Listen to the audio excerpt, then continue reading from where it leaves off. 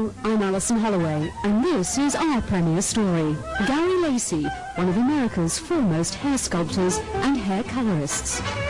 Well, again, same thing as with a haircut. I mean, people want a hair color that works for them rather than them looking for it. I mean, you know, people don't want something that they can't swim and they can't be outside in the sun, and all that's possible today. We have men and women, and more, you know, as many men probably now as women are coloring their hair. Men aren't afraid to do it anymore. Men aren't afraid to talk about it anymore.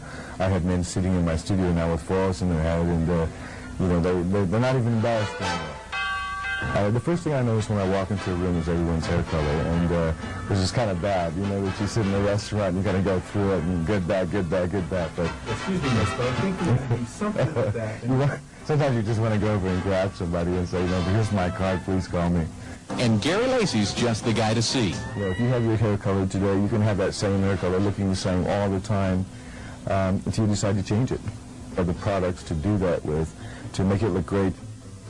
And that's exactly what he does in his private studio in Los Angeles, and for some of America's top television shows, movies, and personalities.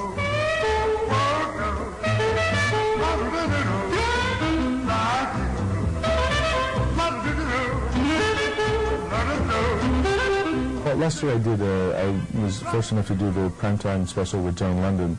And we actually went inside the Betty Ford Center, and that was the first time cameras had ever been allowed inside the Betty Ford Center.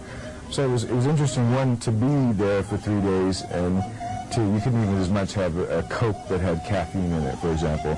But so you had that going on, and then you had the contrast of making Joan look beautiful and styling Betty Ford. I mean, this kind of thing. You had the contrast of that, or the juxtaposition of that, with actually being in a very serious rehab drug center. And I've never been in drug rehab, but I tell you, I certainly wouldn't want to be having been there. And I was fortunate, when coming from Great Britain to American television, to find a true professional with a passion not only for his work, but improving standards in the industry through better education. Well, I think I love color, so, you know, color has always been my thing. And I was very fortunate. In the beginning of my career, I trained with Leslie Brown to do the sort of the king of hair color. And it would be like if you wanted to do cars and Lee Iacocca said, you know, come work with me, and that was exactly what happened for me.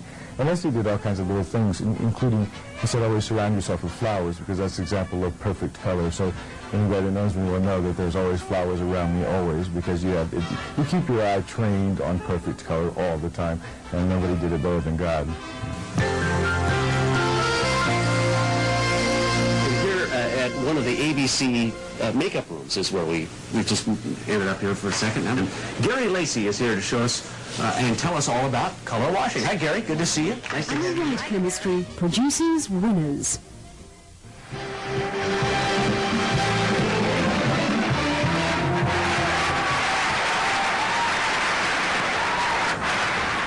I know, I'll hurry. Thank you so much, Tony voters, the entire Broadway community, for welcoming me so warmly this last year. I want to thank the cast and creative team of my favorite year, especially Lynn Ahrens, Stephen Flaherty, and Joe Doherty, the Lincoln Center staff, Ed Betts and Martin Tudor for insisting I do the play, my family in Portland, Maine, my sister Marcy, my brother Peter, my extended Armenian family for giving me my roots, and my hairdresser Gary for restoring them to their natural color. Are you kidding me?